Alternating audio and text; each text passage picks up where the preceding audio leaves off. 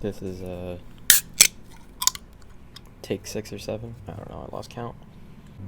Hey guys, this is going to be a largely different video from what I usually make. As of recent, I've been making videos that I want to make. All the montages and funny moments, the Fashion Week video, hell, even from last year, my stupid Be Proud of Me and Blueberry Lemonade Slurpee videos. But this too is a video I wanted to make. For the longest time, I've wanted to just talk about things that I thought were important to myself.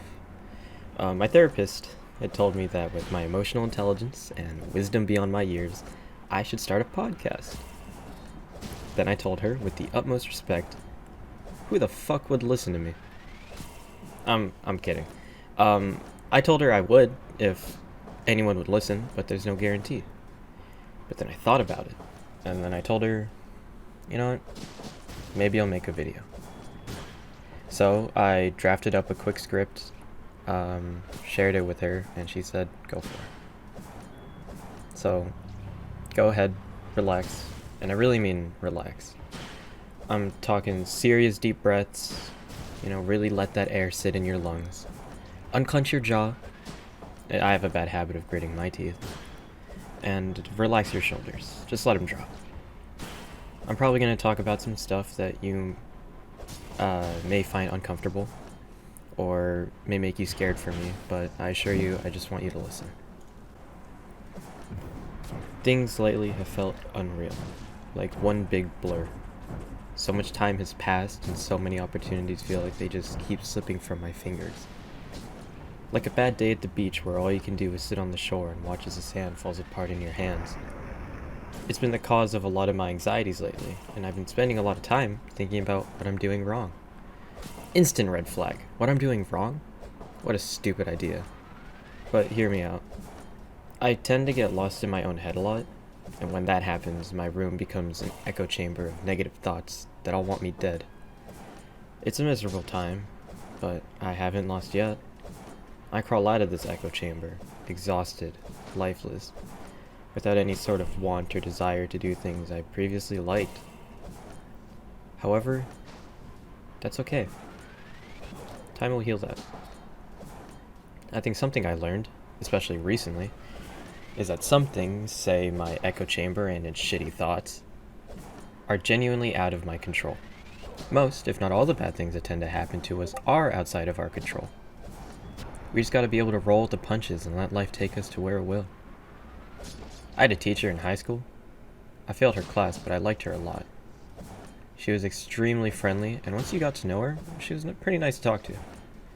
Something she said back then that's always stuck with me is how life will take you where you need to be, when you need to be there.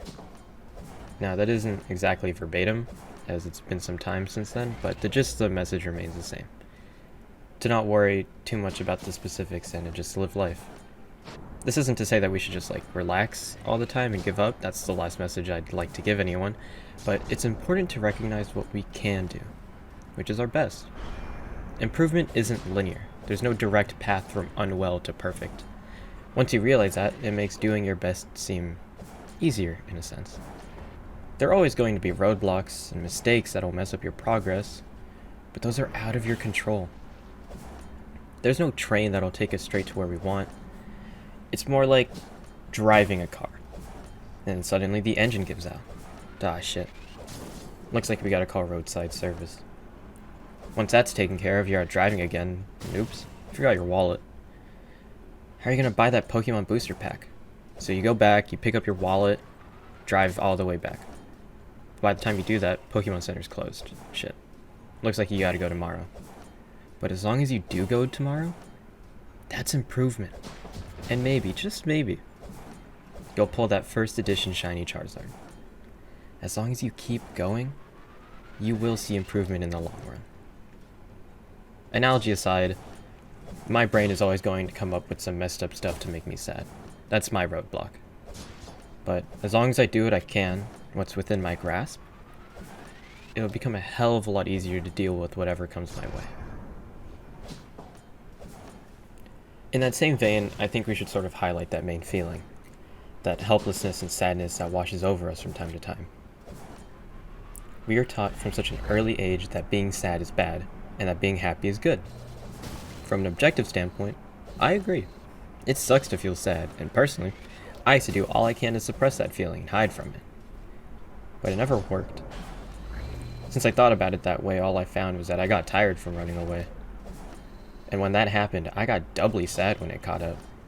And I couldn't run away from it. It always followed me. This looming sense of despair and hopelessness. I kept trying to deny its existence and run away from that feeling. There was one time, recently, where I had a bunch of friends over at my apartment. It was a super good time, and I just genuinely really liked the company of my friends. They hung out for a while, but, eventually everyone had to go home. I drove some of them, so I dropped some of them off. After I dropped the last of my friends off, it's like all the stuff I was running away from finally caught up with me. I started sobbing in my car right there, and it maintained the whole drive back. I was speeding on the freeway with tears in my eyes. It was a horrible time, but it sort of helped me reflect. For a while, I've been running away and only trying to do what makes me happy. That failed because I didn't realize something crucial. That it's okay to feel sad. To circle back, we are taught from an early age that being sad is a negative emotion. But it gives us this unrealistic expectation to stop being sad as soon as possible. But we can't heal if we don't validate our emotions. Rushing out of sadness will only result in even worse pain. We have to give ourselves permission to feel, as well as time to heal from it. We must remain kind and patient to ourselves.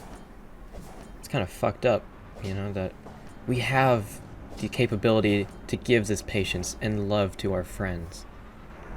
But we falter when it's our turn to be treated. So please, if you took anything away from this part, it's to treat yourself kindly. You are only human too. Only after all that can we feel happier on our own terms. It sucks to feel sad, for sure, but I'm sure it'll get better. Eventually.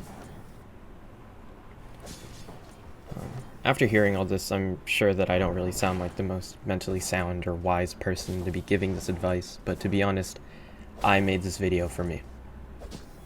It's 2 a.m. I'm sitting here in the dark of my room trying to convince myself not to kill myself. This script was written for me. At this point, feel free to click off the video if you want, because this last part's going to be a very sappy message from me to myself. However, I'm not sure who's listening, and maybe this next part will help you just as much, if not more, than it'll help me.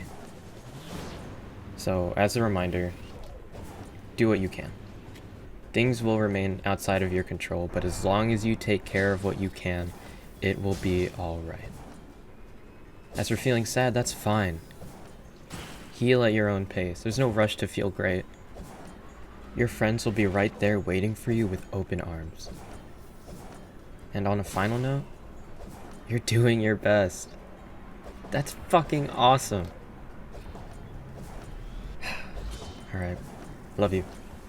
Good night.